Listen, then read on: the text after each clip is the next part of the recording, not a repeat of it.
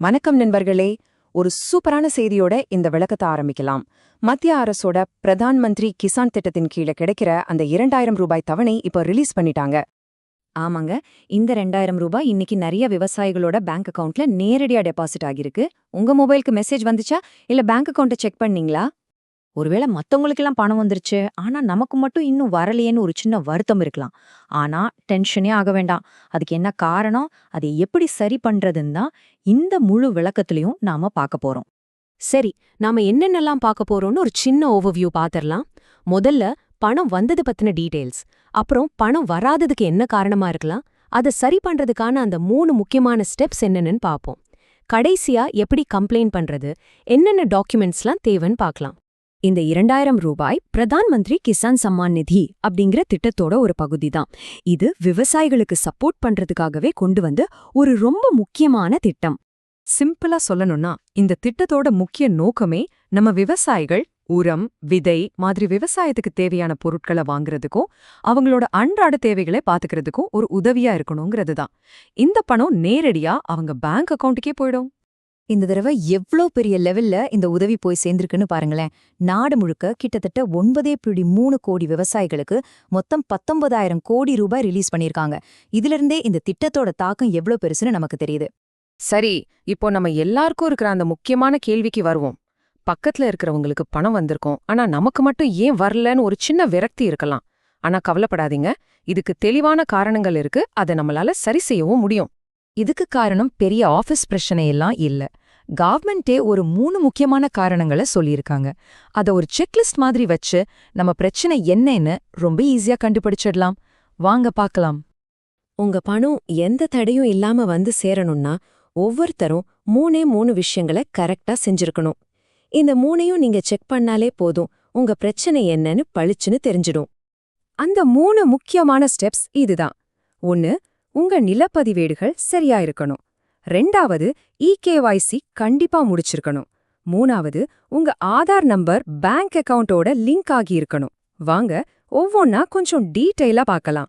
முதல்ல உங்க land records, அதாவது உங்க பட்டா, சிட்டா மாதிரி டாக்குமெண்ட்ஸ் எல்லாம் ஆன்லைன்ல கரெக்டா அப்டேட் ஆயிருக்கான்னு பார்க்கணும்.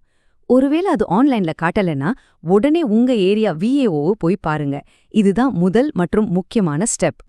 2வதா EKYC. இது ரொம்ப ரொம்ப முக்கியம். சிம்பிளா சொன்னா, நீங்க தான் அந்த நபர்னு கன்ஃபார்ம் பண்ற ஒரு ப்ராசஸ். இத நீங்க முடிக்காம விட்டா கவர்மெண்ட் பணத்தை நிறுத்திடுவாங்க. ஆனா ஒரு நல்ல விஷயம் என்னன்னா, இத முடிக்கிறது ரொம்பவே ஈஸி. பாருங்க, உங்களுக்கு 2 ஆப்ஷன் இருக்கு.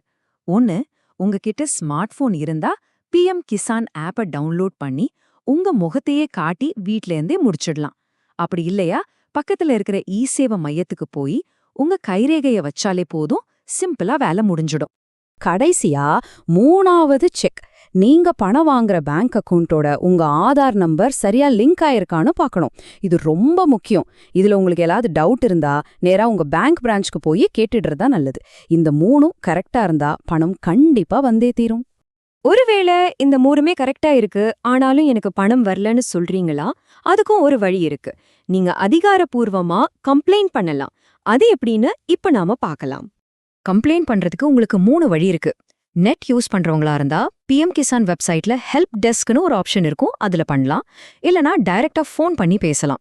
இந்த 2மே இல்லனாலும் பரவாயில்ல, உங்க ஏரியா வேளாண்மை ஆபீஸ்க்கு நேர்ல போய் ஒரு லெட்டர் கொடுத்தா போதும். இதோ இந்த நம்பர்ஸ் நோட் பண்ணிக்கோங்க. இது எல்லாமே டோல் ஃப்ரீ எண்கள் தான். இந்த நம்பருக்கு ஃபோன் பண்ணி தவணை தொகை வரவில்லைன்னு சொன்னாலே போதும், அவங்க உங்களுக்கு உதவி பண்ணுவாங்க. ஓகே, இப்போ நம்ம பேசின எல்லா விஷயத்தையும் சுருக்கமா ஒரு செக்லிஸ்டா பாத்திரலாம். புதுசா அப்ளை பண்றவங்களுக்கும் சரி, ஏற்கனவே இந்த திட்டத்துல இருக்கிறவங்களுக்கும் சரி, இது ரொம்பவே யூஸ்ஃபுல்லா இருக்கும். இந்த லிஸ்ட்ல இருக்கிறதெல்லாம் உங்ககிட்ட கரெக்டா இருக்கான்னு ஒரு தடவை பாத்துக்கோங்க. ஆதார் கார்டு, உங்க பேர்ல இருக்கிற பட்டா, சிட்டா, ஆதார் லிங்க் பண்ணின பேங்க் அக்கவுண்ட், உங்க மொபைல் நம்பர், அப்புறம் ரேஷன் கார்டு. கடைசியா EKYC முடிச்சிருக்கணும். இதெல்லாம் பக்காவா இருந்தா போதும். சில முக்கியமான ரூல்ஸையும் ஞாபகம் வச்சுக்கோங்க. 5 ஏக்கருக்கு குறைவா நிலம் வச்சிருக்கிற விவசாயிகளுக்கு மட்டும்தான் இது பொருந்தும். ஒரு ரேஷன் கார்டுக்கு ஒருத்தர் தான் அப்ளை பண்ண முடியும். அப்புறம் அப்பப்போ PM கிசான் வெப்சைட்ல உங்க பெனிஃபிஷியரி ஸ்டேட்டஸை செக் பண்ணிக்கிறது ரொம்ப நல்லது. இங்க ஒரு சூப்பரான விஷயம் இருக்கு.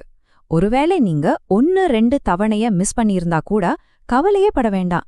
இப்போ நாம சொன்ன தவறுகளை நீங்க சரி பண்ணிட்டீங்கன்னா அந்த விடுபட்ட பணம் மொத்தமா அடுத்த தவணையோட சேர்ந்து உங்க அக்கவுண்ட்டுக்கு வந்துடும். சரி, இந்த விளக்கத்தோட இறுதியில ஒரு முக்கியமான கேள்வியோட உங்களை யோசிக்க வைக்கலாம்னு நினைக்கிறேன்.